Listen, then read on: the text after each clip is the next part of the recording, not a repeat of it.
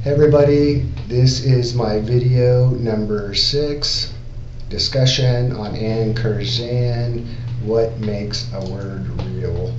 And I really liked the video this week, and I feel like I've changed my stance from our week 4 video when Aaron McKean was talking about the joy of lexicography. And for me, when I watched the video 4-week discussion, um, I know Aaron said if you like a word or love a word, then use it. And at that time, I was a little apprehensive, and I feel like I can kind of slowly start to change my standpoint on that after hearing Ann talk.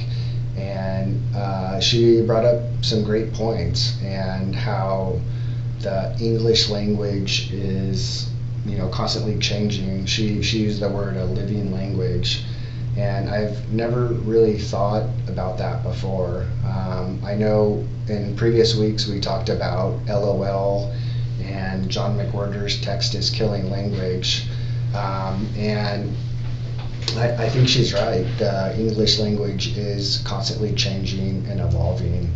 And she gave great evidence of that when she talked about, I think the word peruse, and how the meaning of it has changed over time.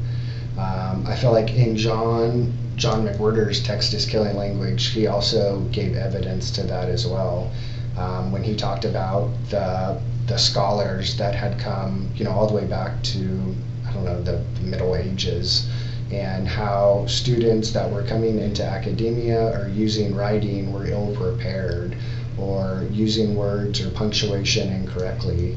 And so maybe we have to start working on punctuation next. But I definitely learned a couple new words, which I thought was kind of neat. Adorkable, I've never heard that. Multi-slacking, plutoed. What else did she say? Recombobulate. All really, really interesting words. And I like that she was really trying to stay current on the times and with words, and not only by being on the Heritage Dictionary board, but by also asking her students prior to coming into class for 2 new words. And I think another one of our writers, it was probably John, said, if he could travel back in time, he'd like to go, sit with like some 15-year-old girls, or I don't know, just younger grade school girls, and hear how they talk. So again, kind of back to the English language is a living language.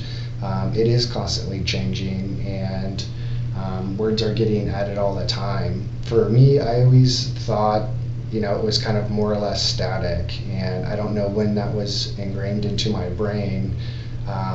Maybe sometime in high school, but I was always taught kind of, if this word's not in the dictionary or you're not using it properly, then you need to switch it around or change it. So for a couple of my takeaways, where it was that that to be less quick to decide our likes and dislikes for words, because it is constantly changing. And I guess lastly, I feel like if we're going to be using these new words, she said to keep an open mind, and then kind of thinking about our writing. The last thing I would say is like knowing our audience. I feel like if I was going to use a new word, I'd really want to know who my audience is. Not that age matters, but I feel like the older we get, kind of the less open we can be to new ideas, or terms or expressions, or how words are used. Maybe because of the circles that we're in, or maybe we don't have children. But I feel like a lot of the younger generation, they're on the forefront of technology, they're on the forefront of being in school around others, and the language is constantly changing. So knowing our audience, I really feel like is important to kind of tie into that element.